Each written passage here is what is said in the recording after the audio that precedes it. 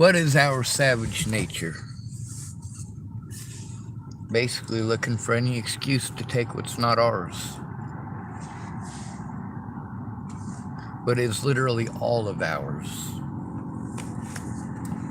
or what truly belongs to someone else.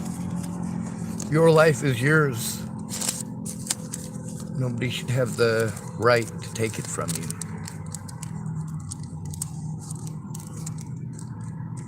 Now, the boat's on the front of here. You guys might recognize it from Moana. You guys don't get interested in stuff unless it's on Disney Plus, right? You know, I was into boats for a long time before I ever got to get on a boat. But there was always stuff I liked more. I was landlocked. So what did I do with my time? Instead of learning how to build boats, I learned how to build just about everything else. I learned how the ancients did it. By the ancients, I'm talking about the ancient Greeks, the ancient Romans, the ancient Chinese, the ancient Koreans, the ancient Kemet Empire. When we want to talk about what's savage, modern culture is savage. Where people can just harass you incessantly over the internet and by phone. They don't even have to be there to harass you. They can just give you a torrent of hell. And of course, they can do that in real life too. When they do, people want to ignore the fact that it's happening in real life and just want to focus on the fact that it's happening on the internet and go, oh, well, there's really nothing we can do about it happening on the internet.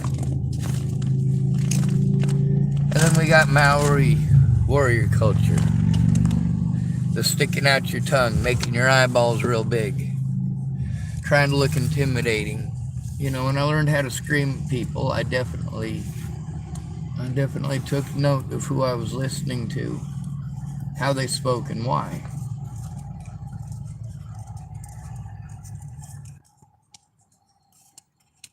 One of those techniques is when I'm screaming, I don't stick my tongue out, but I do make my eyes real big.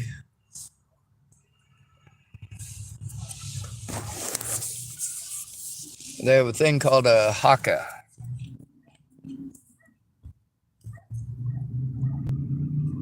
I believe I said that right. If I didn't, I apologize. But during it, it's kind of a war chant, a battle chant. You try to intimidate your opponent into leaving. You make your eyes real big. Tilt your head up like that. Make sure they can only see the bottom half of your eyes. Make you look real scary. Whoa. And then they teach you to stick your tongue out and bite it.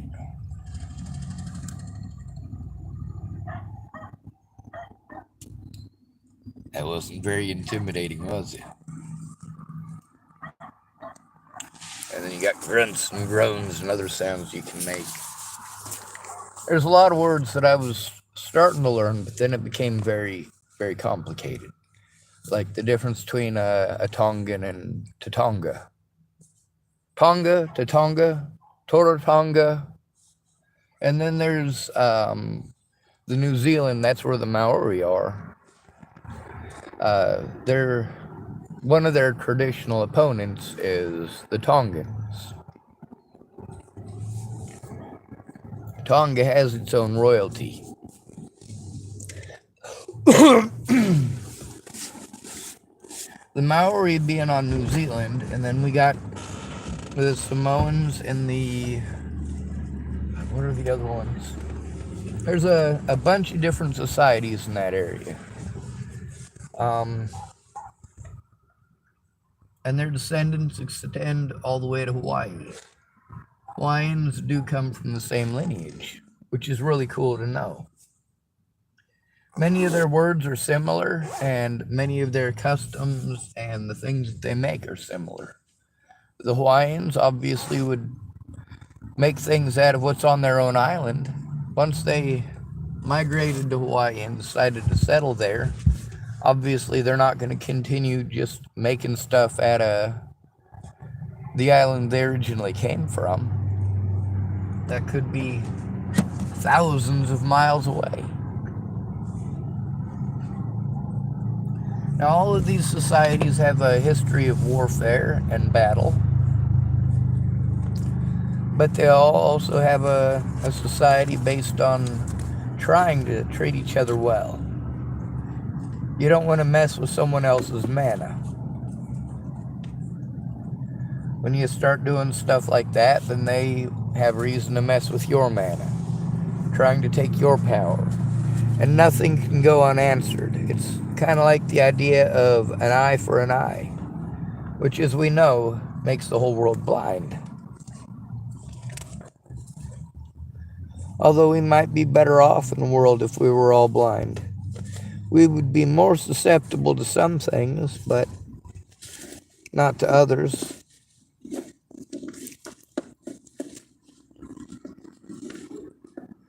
How somebody looked would be far less important, because nobody will be able to see how you look.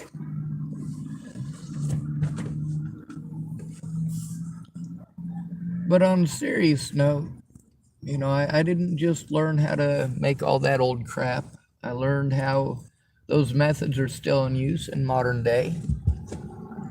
The way that the Romans made their shields, that is exactly the same way that we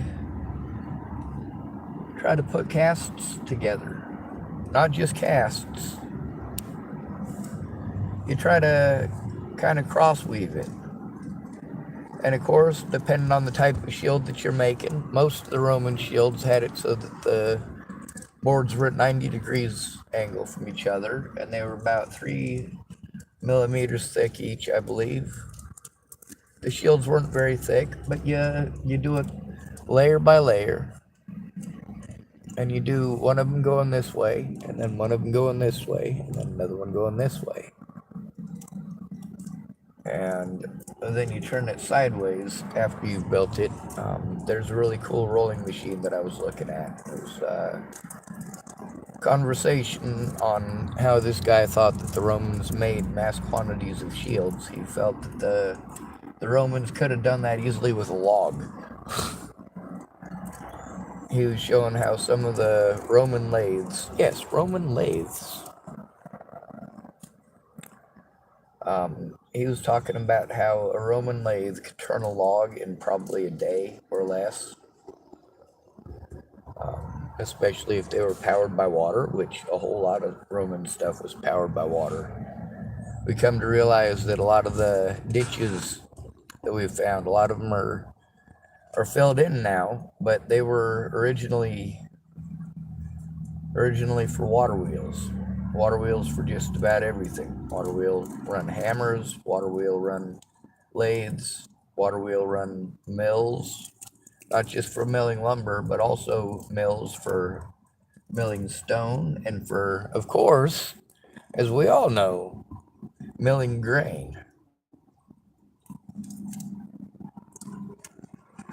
Why is milling stone so important? Because nearly all of your population back in ancient days were dependent upon agriculture for survival. In the Roman times, what made them so healthy wasn't necessarily the meat. It was absolutely the grain. Those starches are good for energy. They're also really easy to burn off. As long as you utilize that energy, you're not going to get too fat. But there's a good, hefty understanding of getting fat. Being muscular all the time. For humans, we've been upright and brain heavy for a while. And our brains are dependent heavily on fat. But too much excess is going to damage us either way. Too much fat, or too much of the wrong kind of fat, or getting too cut, so that, by cut, I mean rippling abdomens and the like.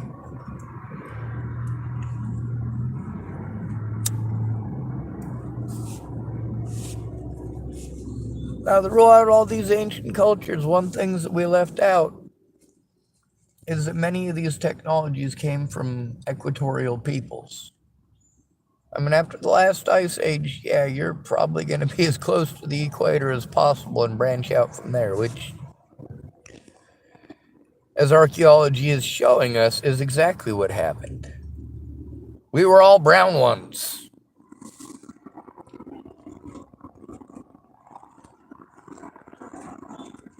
All of us, every one of us. At least our ancestors were. Now, there's something to be said for going farther north.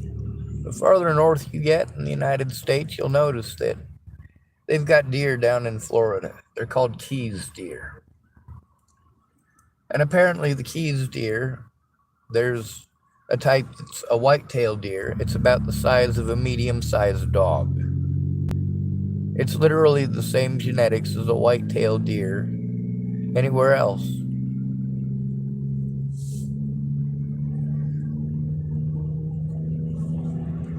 That's amazing.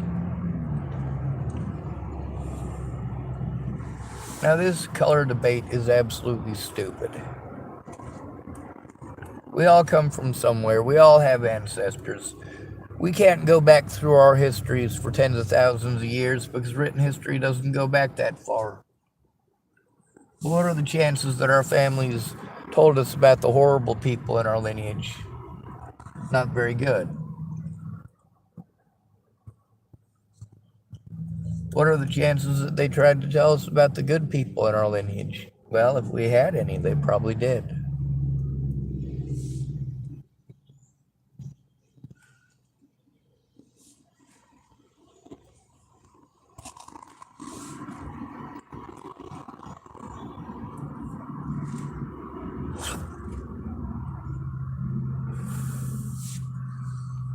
Tobacco is so bad for me. Now there's words like Arawatra and Eritrea. And I was thinking that those were both the same place with different pronunciations. Like one of them was done with a New Zealand accent, which is kind of an adapted British accent. And one of them is done in traditional Maori speak, or Maori tongue. But the problem is, I don't understand any of it. I don't have a familiarity with these words other than re-listening to the tales, because I am very interested in what they did. Very much a family-oriented society. Now, the ones that I really, really, really want to study are sometimes considered the least important, the Samoans. And the reason I have such an interest in Samoans is because there was Samoans that I lived with up in Washington State. I didn't literally live with them. We lived in the same apartment complex. And here's something that I noticed. A lot of them fellers are very large, and they're intimidating just because they're so large. Huge.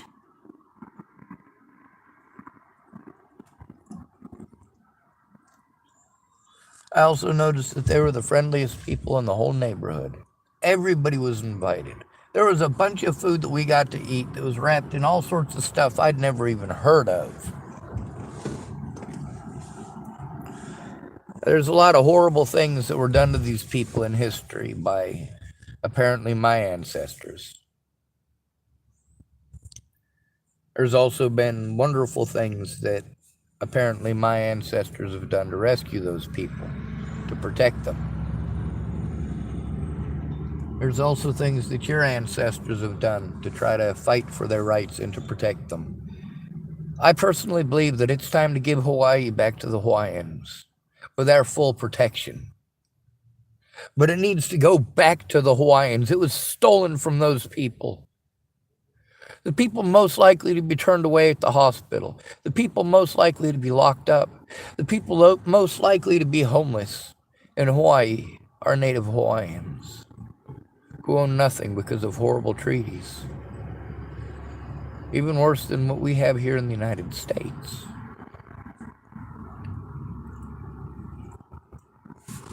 The Crow were our white people's allies.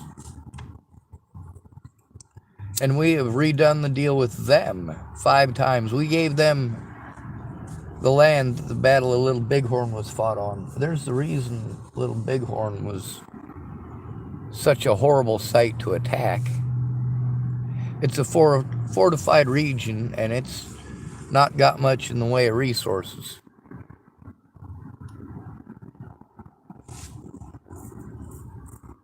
There's a lot of sand there. There's some forested area nearby, but the part that's a reservation itself is a bad area. It's all just grassland, but it's not harvestable grassland. We told them, you stay on that land and we'll stay on our land, and you can have that and we'll have this. We'll industrialize our stuff and we'll leave you people in the dust. Oh, here's some trailers in the 1950s and 1960s for free. And then today, they're still using those same trailers, living in poverty.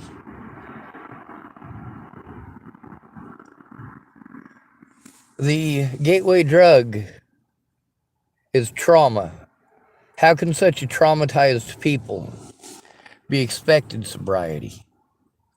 Especially when you yourself are not sober. If you're not on pharmaceuticals, you like to drink. If you don't like to drink, you like to smoke something.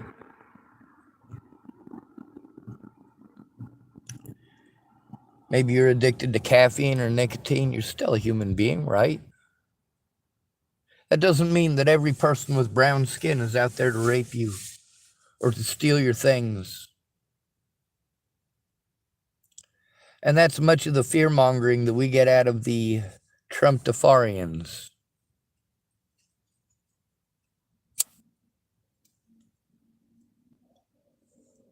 I make sure that I give everybody an equal amount of hate on here. When I speak about the Tongans, right? They have a wonderful history. A wonderful history of taking care of themselves and their families.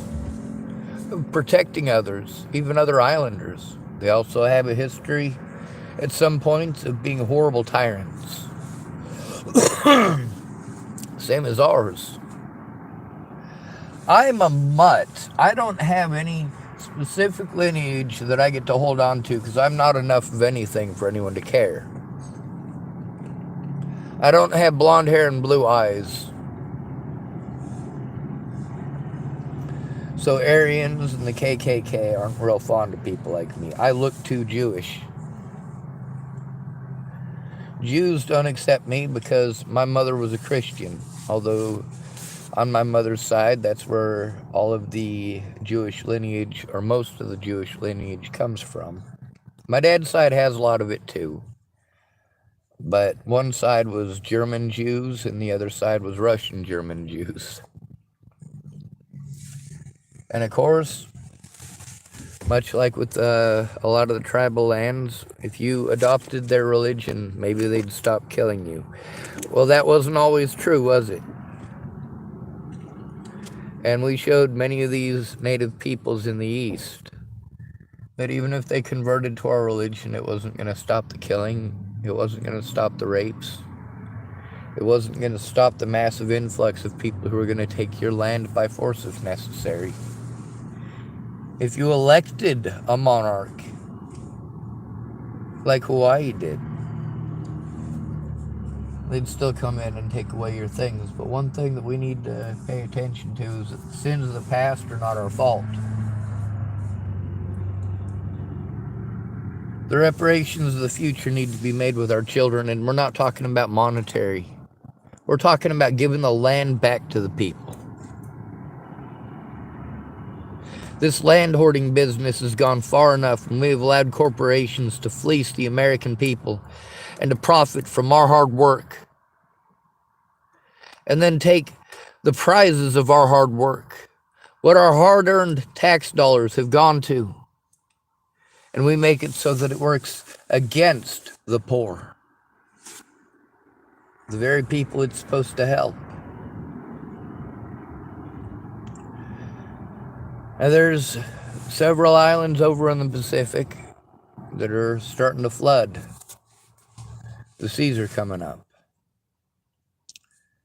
And the people are going out and pulling rocks out of the ground against the surf as they're washed away, pieces of coral rock to try to shore up the area around their houses so that it doesn't flood as much.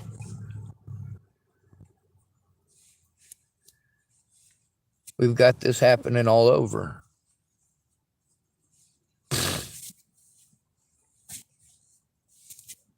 Guam is important to us. Samoa is important to us. Midway may not seem strategically important, yet it is. It is still viable today. Also, with today's technology, it's easily refortifiable by air. It's also easily refortifiable by sea. We could set up a functional airport there in a matter of hours. CBs are amazing these days.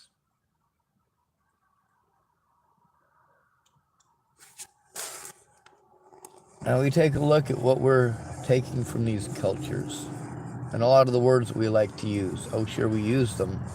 But do we use them as they are meant, or do we use them to manipulate? When you call somebody family on the streets, do you really mean family? Or are you using that as an adaptive measure to manipulate? Because you know these people out here on the streets ain't got family that ever gave a shit, and you're talking about being their family. Are you gonna be their family? Are you gonna be there when they need it? Or are you just gonna use them when you need something?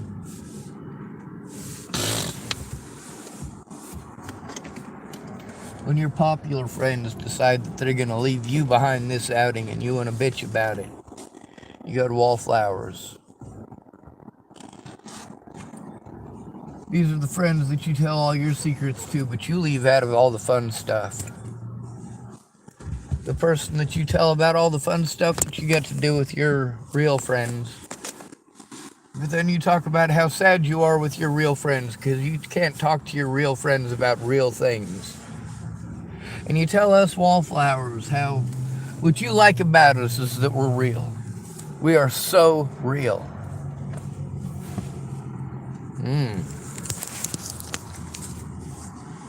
We get to see how all of the greatest cultures that we... Oh, what the hell's going on there? All right, it's fixed. Out of all of the greatest warrior cultures in society, every single one of them fell. All of them. Every one.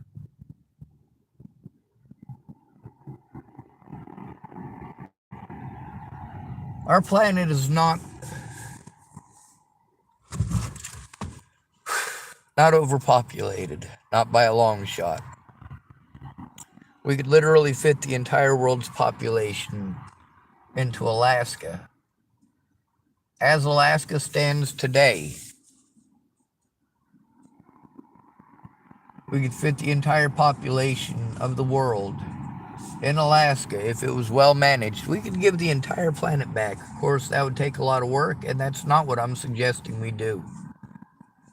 What I am suggesting that we do is stop fleecing the taxpayers and actually give them something for their money.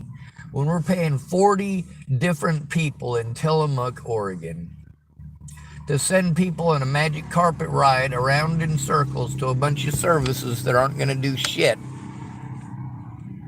we're doing horrible things to our own people. You say, hey, we need to give reparations to these people and those people for what our people did to their people. Hey. Do not blame me for the color of my skin or the gender I was born into. I fight for the rights of a lot of people who are not me. But that's because I recognize that those rights are my rights too. But are those people fighting for my rights? No. And that's something that I've been speaking out on since before Natalie Bollinger was killed. About how I am expected to fight for your rights, but you won't fight for mine.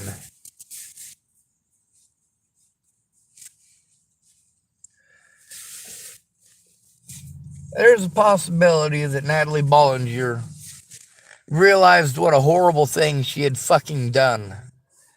And that's the reason that she ultimately decided to have Joseph Michael Lopez blow her head off. On the other hand, she might have just been a target of opportunity. I would say I guess we'll never know, but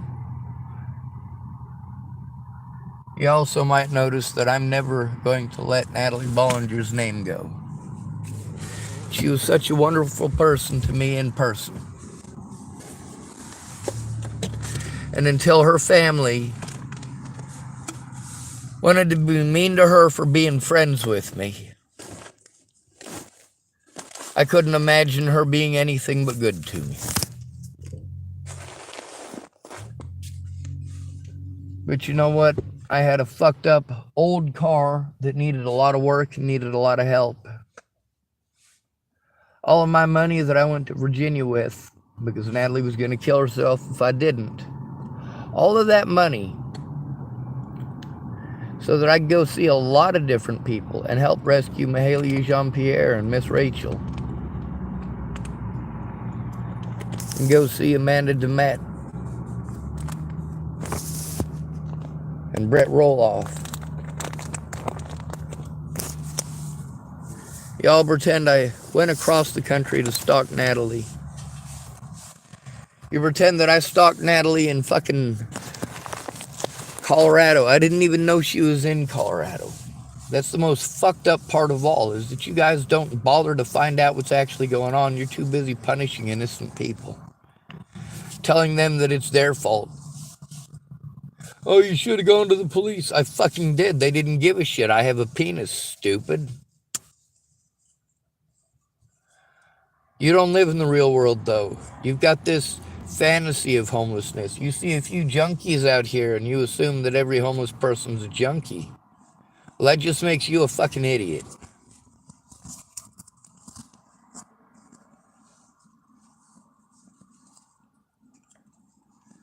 I also have seen the measure of the homeless people that I know, and you know what? Cowardice is up there. It's a good description for a society that knows that most of their bullies are going to be cops with guns.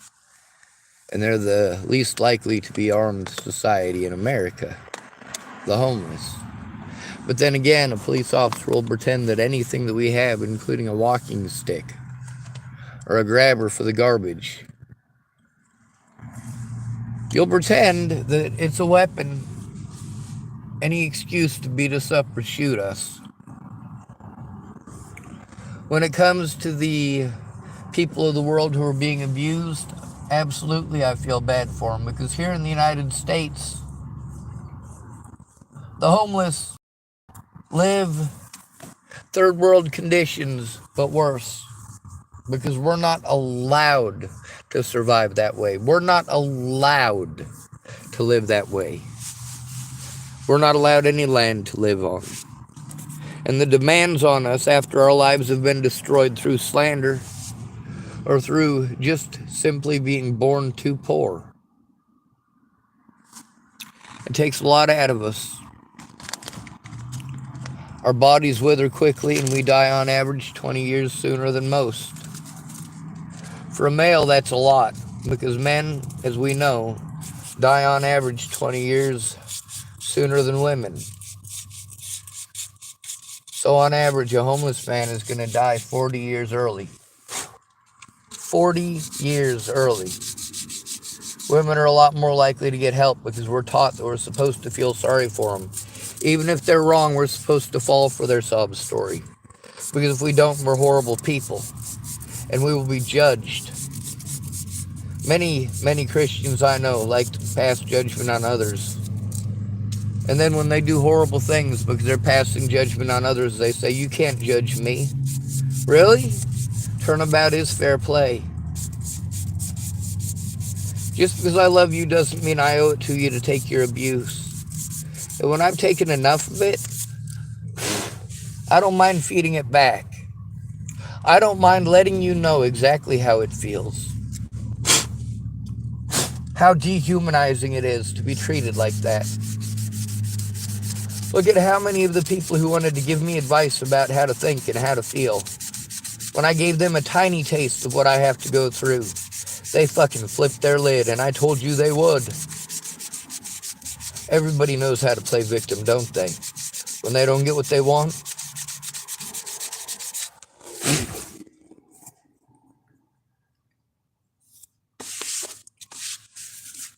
You love when somebody's honest, because then you can judge them for their honesty. When they admit that they're sinners, look at the judgment that you pass. When they admit mistakes that they made years ago, and the lessons that they learned from those mistakes, what do? You continue to pump those mistakes at them as if they are horrible people for them. Many of the things that I did wrong were not mistakes. I did them knowingly, willingly, and intelligently, the same as my opponents did to me. I showed that I would be treated differently if I did those same things. I explained to you that that's the way that it really is. Many people who were males, their excuses was they weren't going to get listened to because they were males. They're right, but that's also a lot to do with the fact that males are taught to do it all themselves. We're also taught that everything we have is supposed to be given up for our families. That we're supposed to have families. We get pressured to get married to people. There's no advantages for a male to getting married other than maybe a tax break, but in the long run, that's not going to work out, is it? 80% of divorces are initiated by women. They have this fantasy in their head of basically unicorns and fucking rainbows. No, this is the United States of America. You're not a princess, no matter what your daddy taught you. Just because your daddy taught you unrealistic things, he taught you you're a princess. He taught you that boy on the playground chases you because he likes you, and he hits you because he likes you. There's no consequences for that boy, so he'll continue doing that until there are consequences. And even then, if he's developed far enough in life, you might still never get it. He might be seeing it going on at home and he thinks it's okay. And in that case, it's tough to get it out of a person. I grew up in very violent situations with very violent people. But rather than becoming a very violent person, I became a very defensive person. I was a very good fighter because people liked to punch me in places where if I flinched, it would hurt them. When my nose grew, people wanted to try to punch me in the nose. When I'd flinch, they'd punch me in the forehead. Dumbasses. Now, with many of these warrior societies, what do we try to point out about them? The warrior society. How these are the greatest warriors, and those are the greatest warriors. And we want to compare the warriors. That is what we worship in the United States. Money and people who will fucking kill each other over that money. Who is the greatest warrior? Join the military. Be all that you can be.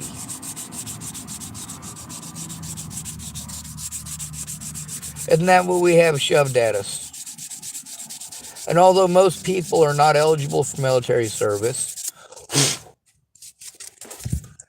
we've got a lot of people who are in the military who want to claim that only people who are in the military should be able to make decisions. And we see who these military veterans are fighting for. Is it disabled people or just the ones who are disabled in American service? Is it really in American service? Because the rights they're claiming that they're fighting for, their brothers and sisters out here on the streets ain't getting those rights. So what were they really fighting for? Alright, I got all the stickiness off this Werther's Original stick. Like I said, I try to work on my dexterity and get my hands working. It hurts like a son of a bitch. There's a lot of words that we misuse, don't we? Like if we, instead of calling it torture, we call it pain compliance, then somehow it's magically okay, isn't it? Instead of calling a beaten stick a taiaha, you call it a beaten stick. Different connotations, huh?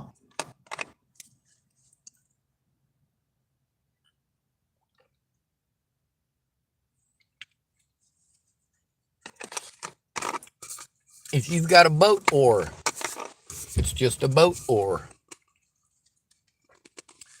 But if you've got a stamp from an Okinawan dojo on it, then you have a lethal weapon. And you can be charged for having that weapon. For a taiaha, it's made out of a very specific type of wood. Kind of like many of the weapons that the Hawaiians use are made out of the koa wood.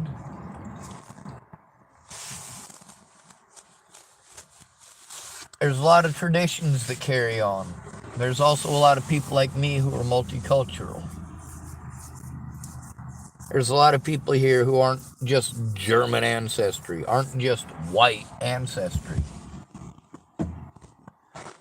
There's a lot of brown-skinned people here that you might not understand that they have white ancestry. There's a lot of brown-skinned folks here who try to make themselves look more white, bleaching their hair blonde and the like. There's also a lot of native peoples that it's a lot more common to have Hispanic people in the jails and the prisons. So a lot of native people are Spanish or pretend that their families were Spanish or Hispanic or from Mexico or from Puerto Rico.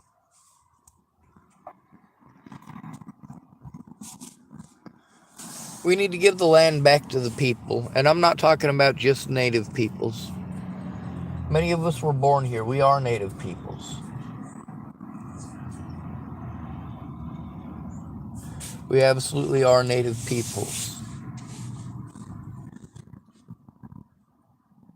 If you were to send me back to my countries of origin, many of the countries that my ancestors came from don't exist anymore. You'd have to chop me up into a lot of little pieces and send me to different places. And some of y'all think that's a good idea.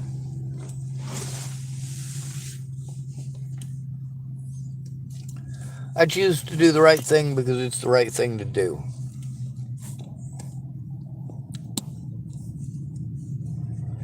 That includes speaking out about the right and wrong of every society. When we have multiple societies that were slave keepers who want to complain only about white slave keepers in places where that slavery is now illegal, that's just wrong. But land slavery, that is a true thing. When all of the land is owned, and you were born onto the land that is owned by someone else, you are therefore property of somebody else, no matter where you go, until you have property of your own. You can see how when I became disabled, I had disabilities that I've had for my entire life that make me so that I could have apparently had disability the entirety of my life.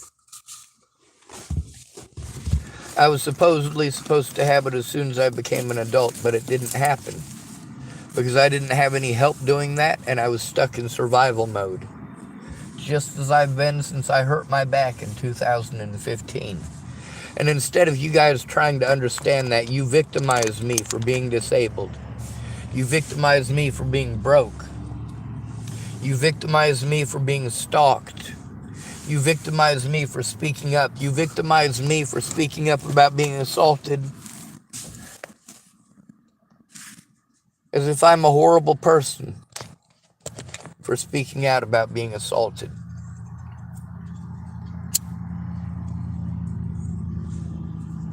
You want to make fun of me and call me a sissy? Well, guess what? All of the greatest warrior societies in the whole world, every one of them has been toppled. The Spartans, the Maori, the Comanche, the Pawnee,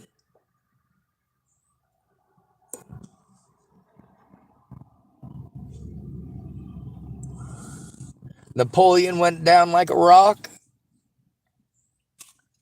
The British dropped off the face of the planet after World War II.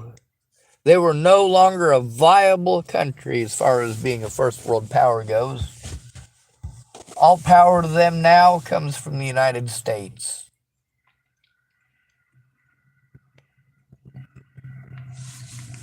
As long as they fall in line, there won't be any problems, right?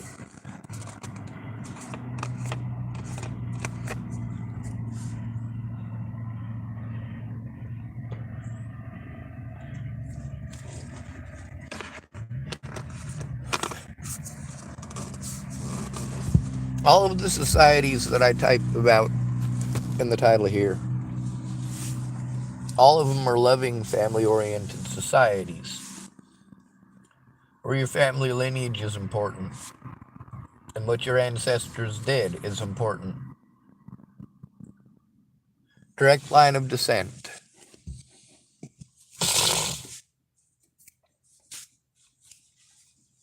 It's important to care about your families and to protect your families.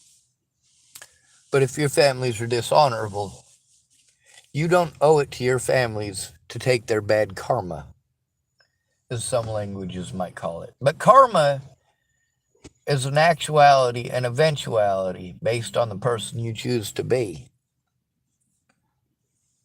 I chose to be just good all the time. Not nice, but good.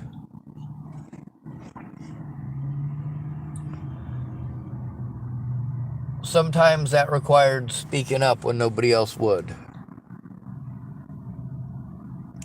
Just because I see the evils in a society doesn't mean that I don't understand that words like family are used inappropriately nowadays. Words like love are used as weapons. How people use bias every day to harm innocent people. And the people they take it out on are the ones who are the easiest to take it out on. Those with no land. Like the Hawaiians. Like the Maori.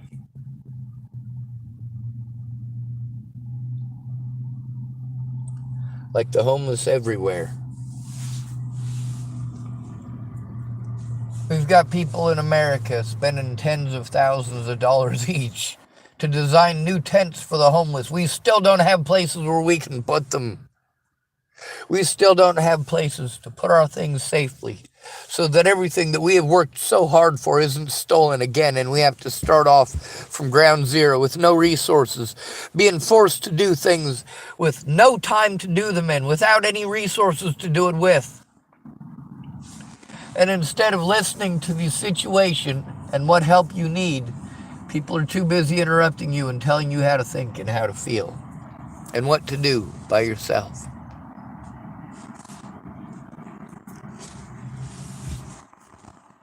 We can learn a lot from ancient societies and the way they built things. We still use archways today. We have modern cement. Sure, it's not as good as what the Romans had, but it functions.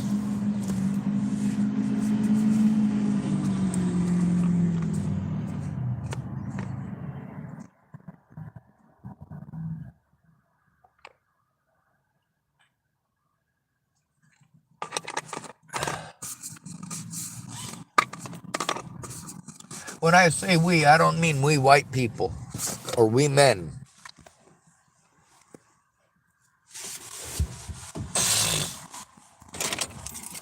I mean we humans, regardless of skin color. We all have a history of fucking horrible shit and doing horrible shit to each other. Some people use the fact that Africans would go abduct people from other tribes and sell them as slaves as an excuse why slavery was somehow okay. Like somehow that alleviates the ownership of slaves. No, it doesn't. But it does show that it isn't just a specific skin color.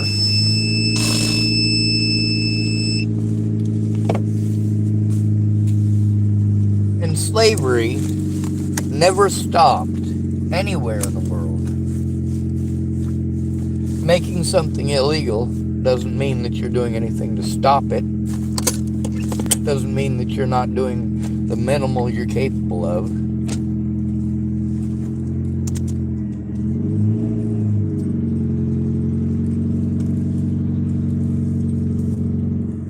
There's a lot of peoples that we screwed over severely, and that includes the Hawaiians. They need to be allowed to have their island back. If there's people who are white who invested their entire futures there into having mass quantities of land there, you know what? They should be allowed to stay there and live there But they need to understand that it's not their island. This was taken from the people who it rightfully belonged to.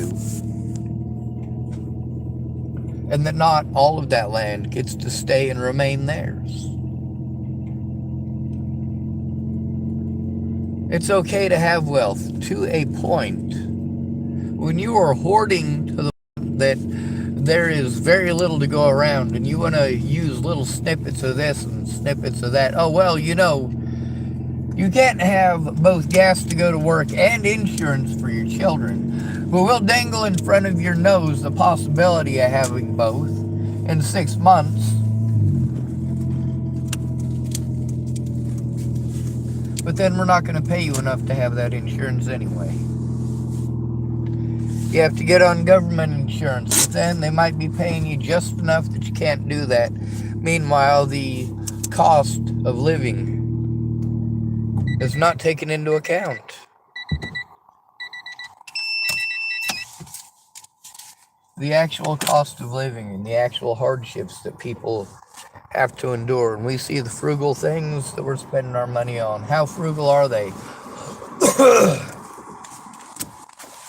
We don't have the money for homeless people to have a place to put their fucking tent and be left the fuck alone.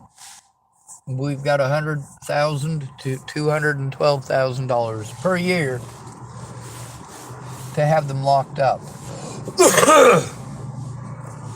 Plus all the money that we're paying for programs for therapy. When we're abused, we're sent to therapy. How many tens of thousands of dollars are spent every month on a whole bunch of therapists that just send you around in circles and don't do anything to fucking help? It's bullshit.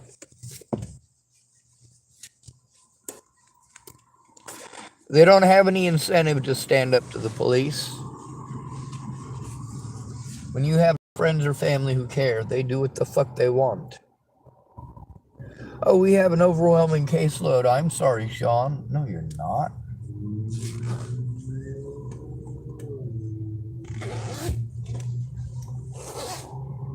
Now, there's a few videos where I talk about how shitty certain cultures are, or have been in the past.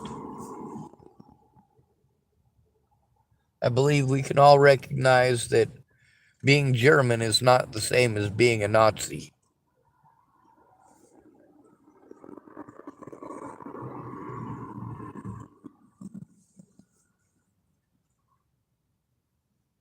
We've got many examples in history of horrible, horrible acts by human beings. Every color, every religion.